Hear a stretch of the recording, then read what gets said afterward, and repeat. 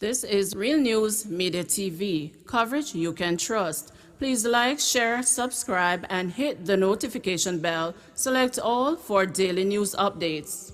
Woman recovering after being shot in the face in St. Andrew.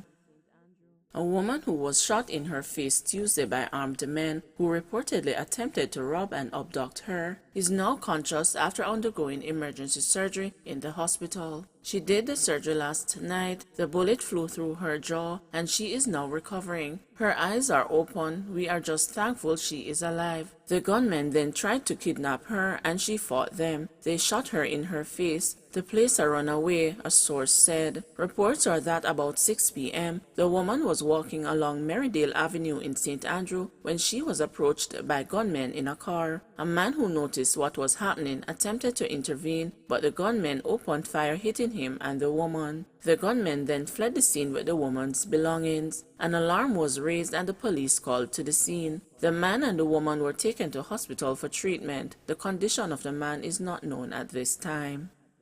Man who made phone call threatening woman charged. The police have charged a man who was heard threatening a woman he called Denise in a phone call which went viral. He has been identified as 46-year-old farmer Peter May of a Heartland's St. Catherine address. May, who was taken into custody by the police shortly after the recording went viral, was charged late yesterday with malicious communication and prevention of buying and selling. According to police sources, Denise earned her living by selling in the Ocherios market, but because of the continued threats from May, she had to stop. His threats prevented her from making her livelihood, said a police source in explaining the second charge. May's first court date is to be announced shortly. Trial postponed for Koch clan and others.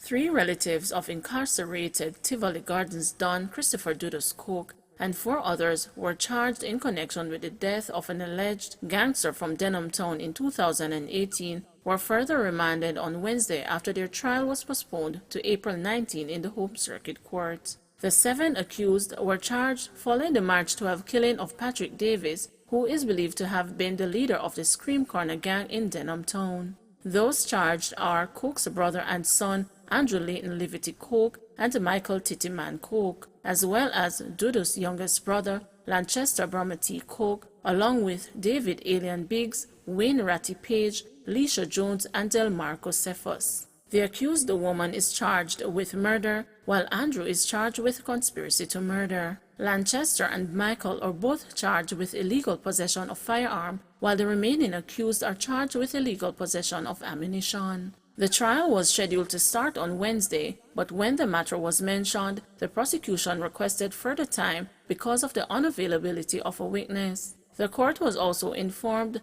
that one of the attorneys in the matter had contracted coronavirus, causing the matter to be rescheduled. According to allegations, Davis was lured to a Kingston hotel by Jones and was abducted. His body was later found dumped in Rockfort, East Kingston. Following an investigation, the accused were arrested and charged. Son charged with murder of Jamaican mom in the U.S. The son of a 50-year-old Jamaican woman, whose body was found with stab wounds in her Stamford, Connecticut apartment last Friday, has been charged with her murder. Denise McLaughlin, who had been missing for days, was discovered after friends became alarmed at her non-response to several phone calls and called the police to do a welfare check at her home. Her 25-year-old son, Winston Weathers, who lived at the apartment with his mother and who was also missing for days, was taken into custody on Tuesday night and later charged with her murder. Weathers appeared in court in Stamford on Wednesday morning. Senior Assistant State Attorney Maureen Onuski told the court at Weathers' arraignment that he had checked himself into a New York psychiatric facility where he was later found by the police. She further told the court that Weathers gave a full confession once in custody. According to the arrest warrant, McLaughlin died of stab wounds to the neck and stomach. McLaughlin, a New York apartment building owner, was well known in her Bronx community and was active in a number of organizations. Captain Richard Conklin of the Stamford Police Department said the tragic incident only became more tragic as it appears the victim died by the actions of her son. The police report said that Weathers had been living with his mother recently at a Manor Street apartment. According to the police, they found evidence of crack cocaine in the bedroom used by Weathers. 4 days prior to the incident, the police were called to the home by McLaughlin, who reported a disturbance. She told the police at the time that Weathers was possibly high or intoxicated and causing a scene outside her house. The report further stated that McLaughlin told the police that she had kicked him out of the house because he was trying to throw away a good job. McLaughlin was active in the Organization of International Development, which conducts medical missions across the Caribbean and Africa. 5-year-old one of two shot during home invasion.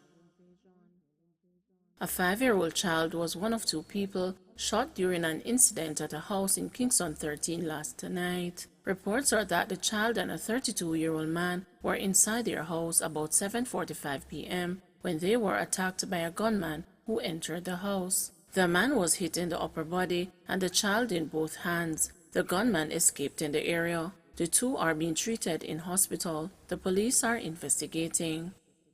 Please remember to like, share, subscribe, and hit the notification bell. Select all for daily news updates.